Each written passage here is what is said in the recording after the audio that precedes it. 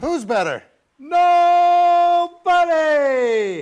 A lot of people were writing that line in their online messages of condolence this weekend to the family of former Toronto Mayor Mel Lastman. Lastman died Saturday in Toronto at the age of 88. His funeral was set for Monday, and it was going to be live-streamed on the Benjamin's Funeral Home website. The link is in our show notes. Dozens and dozens of fans were sharing their memories of the flamboyant public figure. The famous commercial that he starred in with his son Blaine for his family's Bad Boy furniture and appliance stores is just one of those iconic 1990s pop culture creations that instantly brings to mind his larger-than-life personality and the man who came out of the Jewish immigrant neighborhood of Kensington Market in Toronto in the 1930s and went on to become a millionaire businessman, then mayor of North York for 25 years, and after that the first mayor of the amalgamated city of Toronto. Lastman also made headlines for some of his politically incorrect remarks while he was mayor of Toronto, like insulting Africans, and for a computer leasing scandal that cost the city over $1 million, although no one was ever charged. And who can forget him calling in the Canadian Army in 1999 after Toronto was buried under a massive snowstorm. But the move drew scorn from other Canadian cities who thought Lastman was being a winter wimp. But Lastman's admirers and critics now say two things about him: that he always put promoting Toronto first, and before that the city of North York, where the main public square now bears his name. And the second thing was that Lastman never forgot where he came from. It's nice that to say that out of that Jewish community in that area, many people of leadership, be it in business, be it in politics, have evolved from that setting in a very positive way. That has changed Toronto, expanded, became an international city to people that came from that era.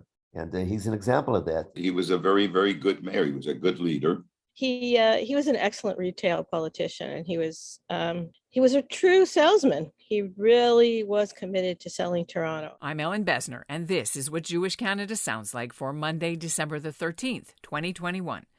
Welcome to the CJN Daily, sponsored by Metropia.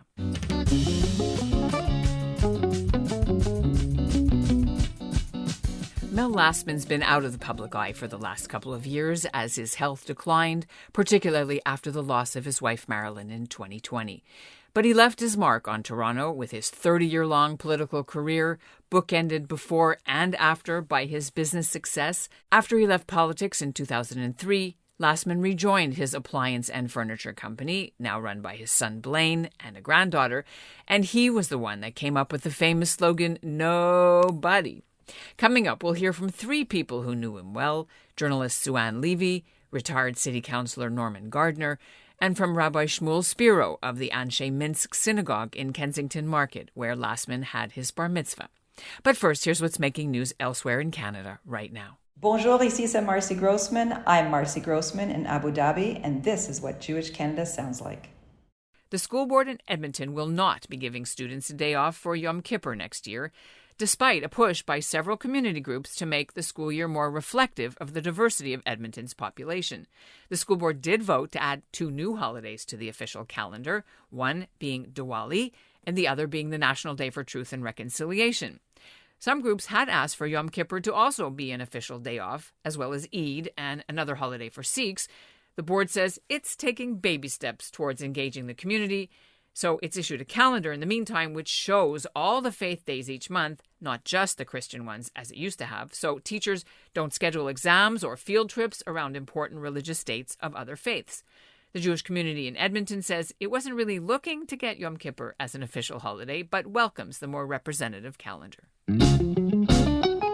People who remember Lastman's legacy remember certain things that stick out. He championed Toronto's bid to host the Olympics, but his racist remarks probably cost them the nod.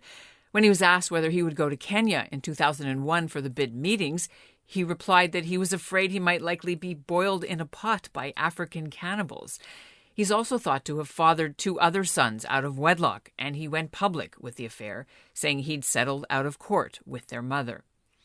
He did encourage artists to create 326 life-size statues of moose around the city, and he had a coin minted with his own picture on it. Sue-Ann Levy covered City Hall politics for the Toronto Sun newspaper while Mel Lastman was in office. Despite her criticism of some of his policies and the six-figure retirement bonus he got when he left office, she loves a photo of Lastman helping her campaign when she decided to run for office in the 2009 Ontario provincial election. Levy joins me now from Delray Beach, Florida, where she now writes for the TNC News, a conservative news site. I was very fond of him, and because he took the time, well after he retired, to come out canvassing with me. And I could not believe at that point, that was 6 years after he'd retired, how much people still loved him. And, he just, it was like Tony Bennett when he did his concert, and he had Alzheimer's, he just turned on magically. Mel was out with his peeps and he turned on magically. He was so thrilled to have these people come up to him and say that they adored him. And I thought the picture itself showed me very animated, him very animated. And it was Mel at his best. And I was very, very honored that he decided to come out with me. How do you think people would, how would he have managed if he was the mayor now with political correctness and some of the things he said? In a nutshell, not well. Because I think that, and that doesn't speak to him so much as to what's happening in the world. He spoke his mind. You have to remember, he was in his late 60s when he came in as mayor. He grew up in a different world, and he attended his first gay pride parade as mayor. And I wasn't out at the time, but I remember I was tremendously proud of him for doing that because he stretched his boundaries. But he said things that were outrageous, things about boiling pots in Kenya when they were bidding for the Olympics. That would never fly. He would never get anywhere with that he would have been canceled in a minute. I was fond of him for his outspokenness, I have to say. And now the pendulum has swung too far to the other way.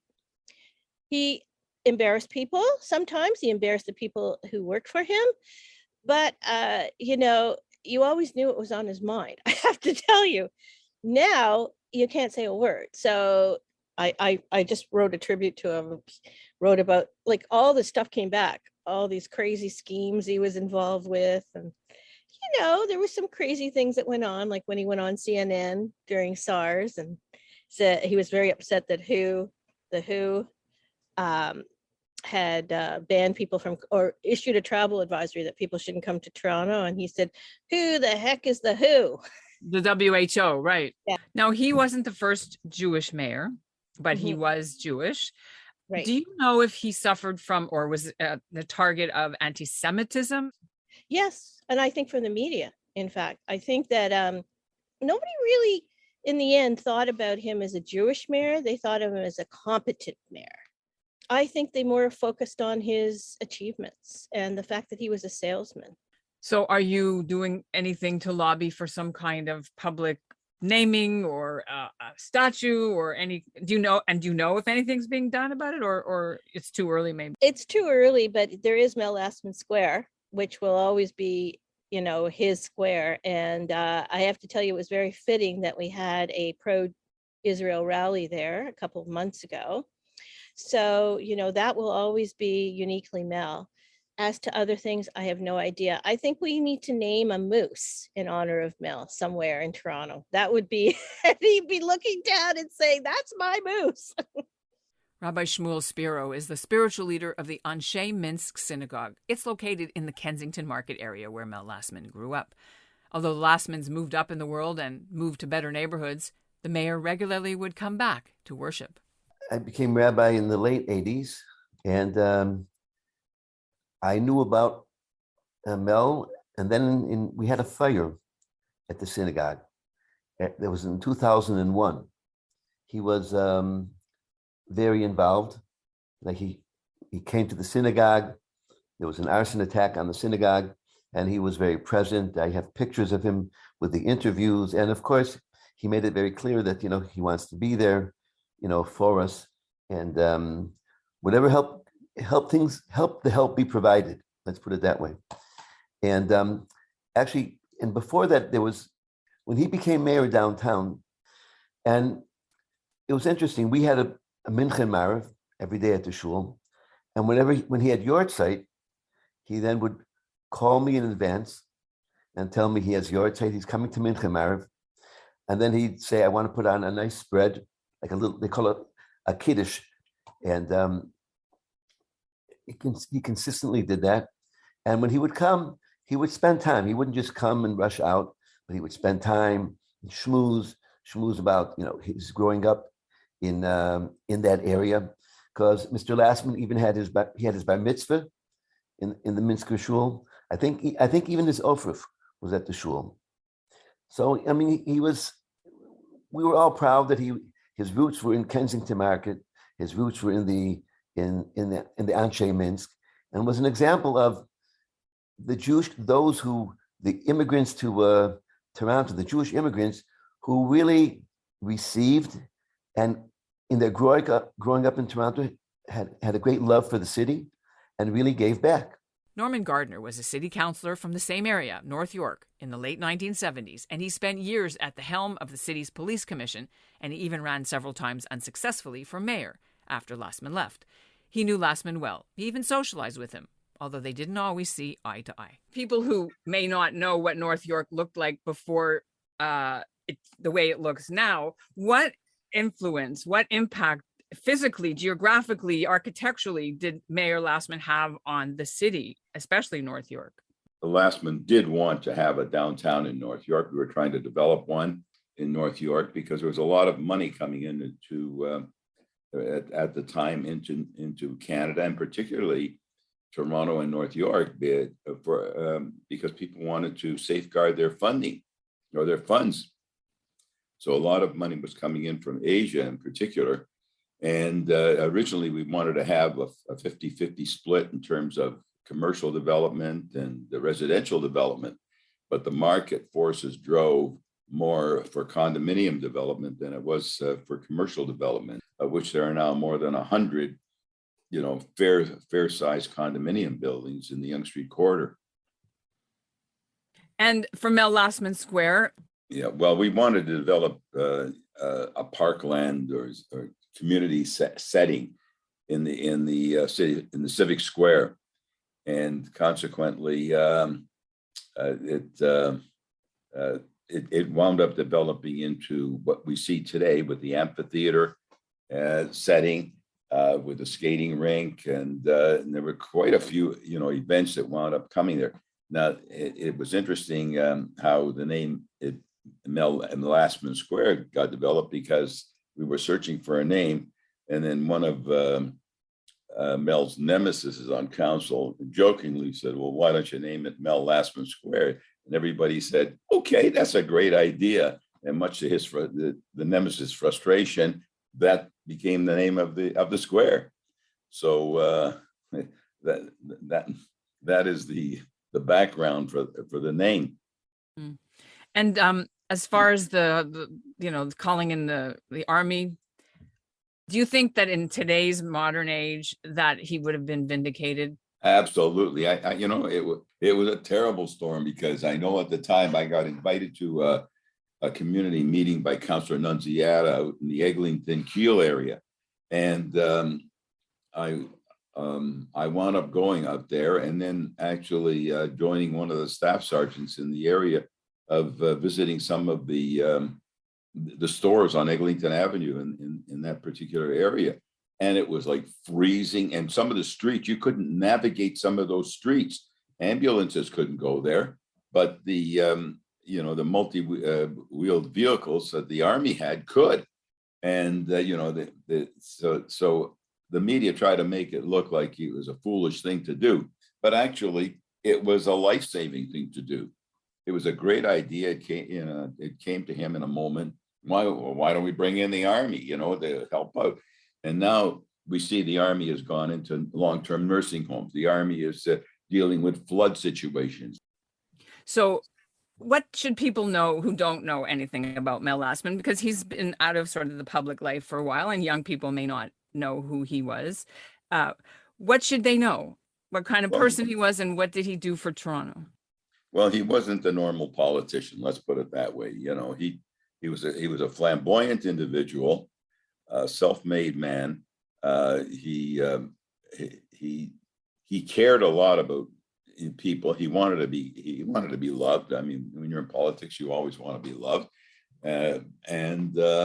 But he genuinely cared about people, and he had a lot of good people working for him that felt like he did as well. And consequently, I think that he was a very, very good mayor. He was a good leader, and he supported a lot of good, programs that went right down to the community level.